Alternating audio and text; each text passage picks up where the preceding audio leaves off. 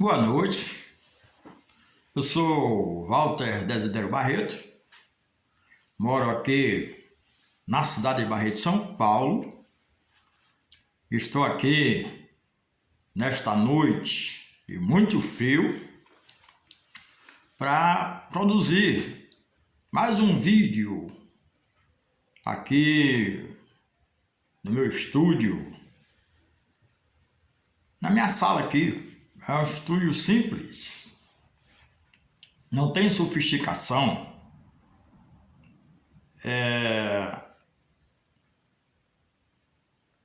Eu produzo o meu vídeo exatamente no meu celular. No meu celular. O mais importante não é o equipamento que nós usamos para produzir algo que nós desejamos compartilhar com os nossos amigos, nossos seguidores das nossas plataformas, nas redes sociais, principalmente o Facebook, o YouTube e o nosso blog, que já está com mais de 1.200.000 seguidores. Eu aproveito a oportunidade para agradecer a todas as pessoas que acessam esses nossos instrumentos de comunicação virtual, porque é graças a vocês, simpatizantes das nossas mensagens e matérias que publicamos, é que estamos crescendo a cada dia. Hoje eu vou falar de um assunto muito interessante e muito importante para todos nós, né? Homens e mulheres. Esse assunto é um assunto que é um tanto complexo, porque apesar de todo mundo saber, né, eu vou falar o que é, vou falar sobre o relacionamento de marido e mulher, ou seja, de um casal que se une, né, para viver uma vida a dois. Vai viver uma vida conjugal, normal, séria, comprometida, um com o outro, né? E de acordo também às escrituras sagradas. O que é que as escrituras sagradas falam sobre o relacionamento de marido e mulher? Será que a Bíblia Sagrada fala sobre isso? Felizmente, a maioria dos líderes religiosos no mundo não gostam de comentar esse assunto, não gostam de ventilar esses assuntos. E eu quero dizer que eu creio que é por esse motivo dos líderes religiosos, das pessoas que conduzem, né, seus grupos religiosos, seus adeptos de todas as religiões, é que a gente vê o adultério cada vez mais aumentando no mundo.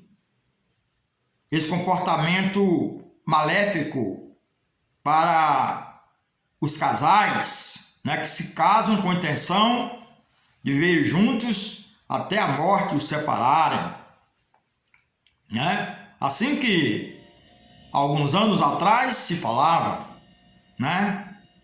Então, mas hoje a gente não vê praticamente ninguém tocar nesse assunto, até que a morte os separe, muito pelo contrário. A gente ouve os comentários de pessoas dizendo assim: ó, fulano, poxa, que relacionamento rápido que fulano e Beltrano teve, casaram um dia desse e já se separaram. Infelizmente, as pessoas, volto a repetir, que conduzem adeptos em seus grupos religiosos, suas denominações, né? Não vou citar aqui nomes, eu só estou exatamente questionando já, logo de início, esse assunto. Será que a Bíblia fala alguma coisa sobre como deve ser o comportamento de um casal que se une pelos laços matrimoniais? Fala sim. Eu vou começar lendo aqui o que as Sagradas Escrituras falam, a Bíblia Sagrada fala sobre o matrimônio. E nós vamos lá em Gênesis capítulo 2,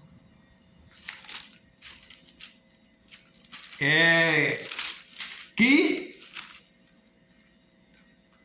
nos dá já uma noção do que é uma relação entre homem e mulher.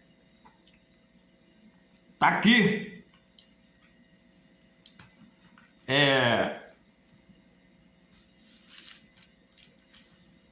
E o Senhor Deus fez cair um sono pesado sobre o homem, e este adormeceu. Tomou-lhe então uma das costelas e fechou a carne em seu lugar. O Senhor Deus formou a mulher da costela que tomara do homem e lhe trouxe. O homem disse: esta é agora osso de meus ossos e carne de minha carne. Ela será chamada varoa, porque foi tomada do varão. Portanto, o homem deixará seu pai e sua mãe e se unirá à sua mulher, e serão uma só carne. O homem e sua mulher, ambos, estavam nus e não se envergonhavam. É o que está escrito aqui, ó, neste livro. Isso aqui é Gênesis capítulo 2, a partir do verso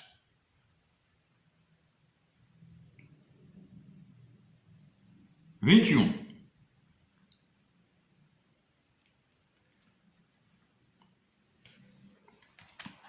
Então, minha gente, aqui já encontramos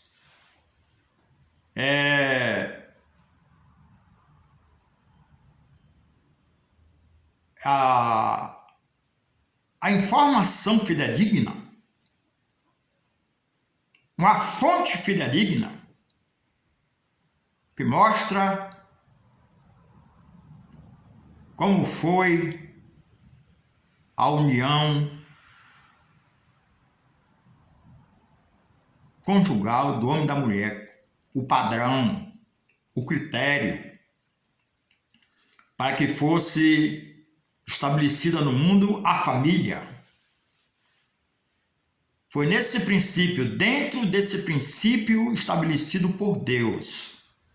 Portanto, deixará o homem seu pai e a sua mãe e se unirá a uma mulher.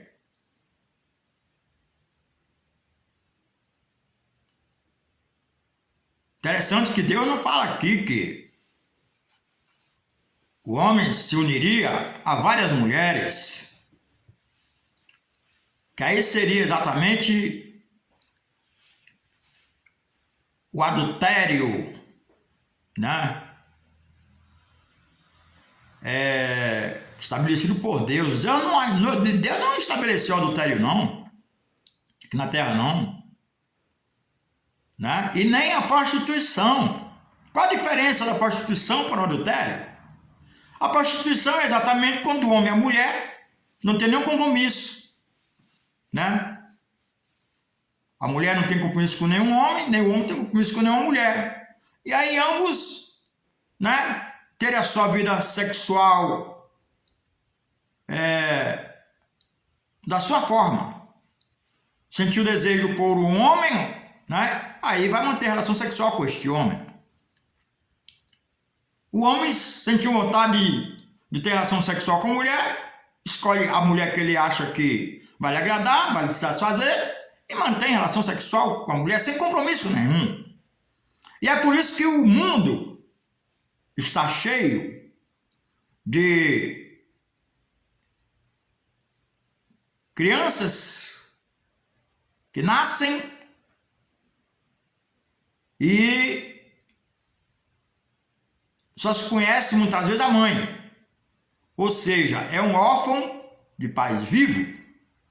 Porque muitas mulheres, de forma irresponsável, mantêm relação sexual com quem ela se simpatiza,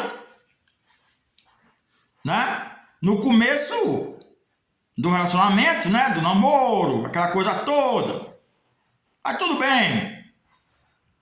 E quando o homem percebe que a mulher engravidou, ou ela mesmo fala para ele que está grávida, o que é que acontece?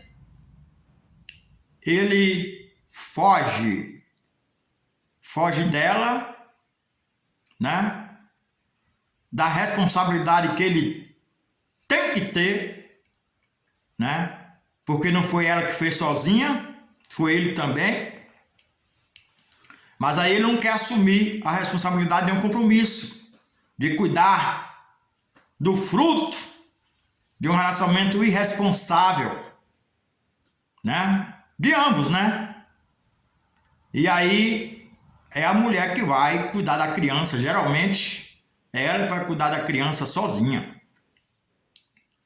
E o pior é quando acontece que a mulher, quando fica grávida, começa a se esconder da família, principalmente dos seus pais. E quando nasce a criança, inclusive, ela não conta para seus pais, principalmente sua mãe, não conta para ninguém quem é o autor da produção independente. Esse termo está muito hoje está circulando os 4 cantos do mundo. Muitas mulheres não querem se casar porque não querem compromisso do casamento. E aí decide ter um filho independente desse compromisso do matrimônio, como foi estabelecido por Deus no começo do mundo. E aí quem sofre são essas crianças, porque depois que elas crescem e passam a compreender um pouco já da vida e do mundo, começa a perguntar à sua mãe quem é seu pai. E muitas vezes elas têm que mentir para seus filhos, inventar um monte de história para esconder a verdadeira origem do nascimento dessa criança. Está cheio disso. O mundo está cheio agora. Isso aí chama prostituição. Prostituição é quando nem o homem nem a mulher são casados. Ou seja, tem um compromisso, né, de relacionamento, de convívio juntos, né? Aí preferem ter a sua vida livre, tanto homem como a mulher. E na hora que decide ter um filho, ela escolhe uma pessoa, um homem, que ela se simpatiza por ele. Mas a Bíblia fala exatamente no casamento, a união conjugal, né? A convivência oficializada, inclusive até através de cartórios, né? Ou seja, segue o que a lei orienta, né? Mas aí com certo tempo já de relacionamento, aí acontecem os problemas conjugais. A falta de interesse tanto do homem como da mulher, pela convivência a dois, né? Um começa a se afastar do outro, porque o relacionamento já está desgastado. E aí, na primeira oportunidade que a mulher ou o homem tem de trair um ao outro, aí trai, né? Aí é o chamado adultério, que inclusive aqui em 1 Coríntios, capítulo 7, no Novo Testamento, viu, gente? 1 Coríntios, capítulo 7, mostra um dos apóstolos das Sagradas Escrituras aqui, o apóstolo Paulo, ele orienta a igreja de Coríntios. Quero dizer que o termo igreja aí não são grupos religiosos, não são denominações chamadas evangélicas, o protestante não. A igreja aqui, o apóstolo Paulo está se referindo pessoas que, segundo as Sagradas Escrituras, o termo igreja, eu tenho já alguns vídeos explicando o significado do termo igreja, que igreja não são grupos religiosos, colocam títulos, constroem templos, alugam prédios, e aí colocam um título na frente para chamar a atenção dos futuros adeptos, igreja fulano de tal, igreja beltrana. Eu já falei sobre isso, eu tenho vídeos lá no YouTube que fala, que define biblicamente o que significa o termo igreja. O termo igreja só tem um significado, não tem vários significados, é só um significado. O próprio Jesus Cristo, que foi o primeiro que usou esse termo nas Sagradas Escrituras, a palavra igreja veio surgir através de Jesus Cristo, quando ele disse para Pedro: Pedro, sobre ti eu edificarei a minha igreja, e a porta do inferno não prevalecerá contra ela. Então, Jesus Cristo não disse a Pedro que ele ia edificar a sua igreja sobre uma pedra, sobre madeira, né? Por quê? Porque Jesus Cristo estava dizendo ali a Pedro que ele edificaria a sua igreja sobre ele, né? Porque Jesus Cristo precisava, né? Conversar com essa igreja sempre, orientar, inspirar, né? Corrigir, admoestar, ensinar, né? Conduzir no caminho que ele, Jesus Cristo e Deus nos orienta nas Sagradas Escrituras.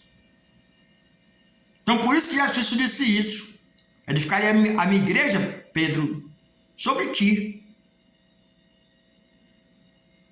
E a expressão que Jesus Cristo usou para Pedro, ali estava ele querendo dizer que a todas as pessoas que se convertessem a ele, nascessem de novo da água do Espírito Santo, se transformassem em uma nova criatura e assumisse a identidade da igreja viva de Jesus Cristo, aí sim, aí é a sua igreja. A igreja de Jesus Cristo são pessoas que foram adúlteras, prostitutas, ladrão, traficante, tudo que não presta, e se convertesse a ele.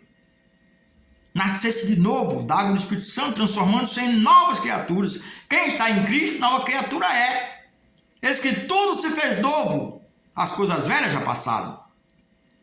Então, as pessoas só podem ser transformadas por Jesus Cristo se elas aceitarem a mensagem, o ensino de Jesus Cristo voluntariamente. Né? Então, eu vou ler aqui, 1 Coríntios, capítulo 7 e versículo 1. Começa pelo versículo 1. Ora, o apóstolo Paulo dizendo aqui: quanto às coisas que me escrevestes, bom seria que o homem não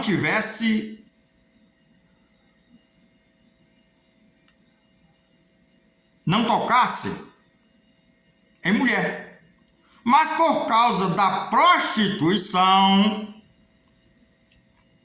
cada um tem a sua própria mulher e cada uma tenha seu próprio marido.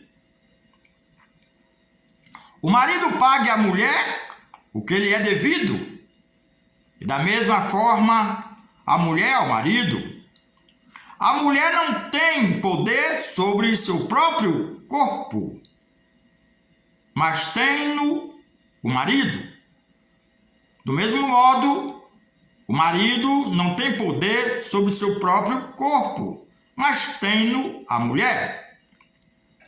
Não vos abstenhais um ao outro, a não ser por acordo mútuo por algum tempo, para vos dedicardes à oração.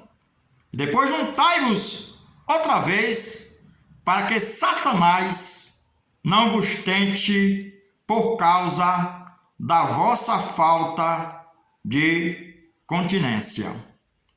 Olha aí. Olha que a orientação aqui que as Sagradas Escrituras, a Bíblia Sagrada, dá para um casal viver em harmonia com marido e mulher. Né? Mas, infelizmente, volto a repetir, os líderes religiosos não orientam aos seus seguidores, aos seus adeptos, como é que o casal deve viver a sua vida conjugal. E aí, é por isso que está cada vez mais aumentando o índice de adultério no mundo, o índice de separação de casais no mundo, porque não recebem nenhuma orientação de seus líderes religiosos como resolver um problema conjugal, uma dificuldade conjugal que estão encontrando, que é natural, é normal, porque nós somos humanos, nós não somos perfeitos, somos imperfeitos, temos problemas, cada um tem uma natureza diferente. Uma união conjugal não é uma união de duas pessoas perfeitas, não. Uma união conjugal é a união de duas pessoas imperfeitas e que, no decorrer do tempo, através da união, da harmonia entre o casal, cada um vai se adaptando à natureza um do outro. Cada um vai se identificando. Aí vem a harmonia entre o casal. Mas, infelizmente, a maioria dos casais não são orientados pelos seus líderes religiosos e muito menos recebem orientação para ir na Bíblia, né? Conferir na Bíblia Sagrada, conhecida como as Sagradas Escrituras também, para aprender na Bíblia Sagrada como um casal pode, na verdade, viver em harmonia. Interessante que existem líderes religiosos que procuram até interferir na vida conjugal do casal. Orienta os casais quais são os dias que eles podem ter relações sexuais. Controla os casais. Mas aqui na Sagrada Escritura nós estamos vendo aqui, o que eu acabei de ler, que não existe para um casal ter limites de manter relação sexual com seu cônjuge. O único limite que a Sagrada Escritura fala aqui é quando o casal se separa um pouco para orar a Deus, para buscar a Deus. Aqui está bem claro aqui, né? E que logo se ajunte de novo, para que Satanás não entre na vida do casal, exatamente pelo tempo que eles ficam, né, sem manter relação sexual. E aí entra o Satanás, né, e começa a exatamente trabalhar na mente tanto do homem como da mulher, porque não estão bem sexualmente. Ambos estão equidistantes um do outro por algum problema, né? Algum problema psicológico ou qualquer um outro de saúde, ou até mesmo por falta de interesse de manter relação sexual um com o outro. Então isso aqui, o que está escrito aqui, é exatamente para orientar os casais, principalmente aqueles novos, né? Aqueles que começam a sua união conjugal, né? E daqui a um tempo, aí começa uma desmotivação entre ambos. E aí vem a tragédia do lar. Então, minha gente, quem estiver interessado a aprender mais das Sagradas Escrituras, é só examiná-la. Pegue a sua Bíblia em casa e passe a estudá-la. E aprenda com as Sagradas Escrituras a verdadeira orientação para você ter um lar, para você ter um casamento abençoado por Deus, e que, na verdade, aí sim, essa união vai durar até que a morte os separe. Se alguém tiver alguma dúvida, é só entrar em contato conosco pelo nosso e-mail, walterbt@gmail.com, ou então acesse o YouTube, a plataforma do YouTube, que nós podemos ajudá-los. Estou falando aqui para os casais. E se não, se quiserem ir diretamente na fonte de orientação fidedigna sobre como manter um bom relacionamento conjugal, é só estudar as Sagradas Escrituras, né? Então, a Sagrada Escritura, vou repetir para concluir, não limita os casais a terem relações sexuais. Tá bem claro aqui. O marido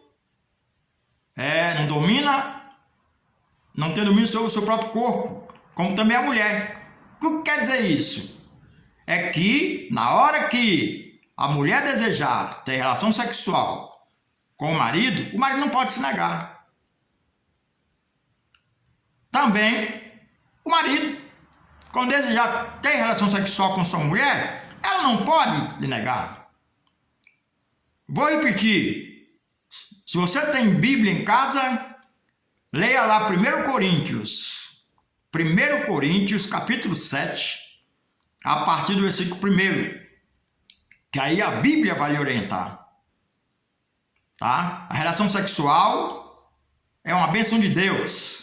A relação sexual entre homem e mulher é bênção de Deus. Mas da forma que os homens e as mulheres praticam, não é bênção de Deus, não. É maldição. É adultério e prostituição. É pecado? É pecado. É um comportamento abominável aos olhos de Deus.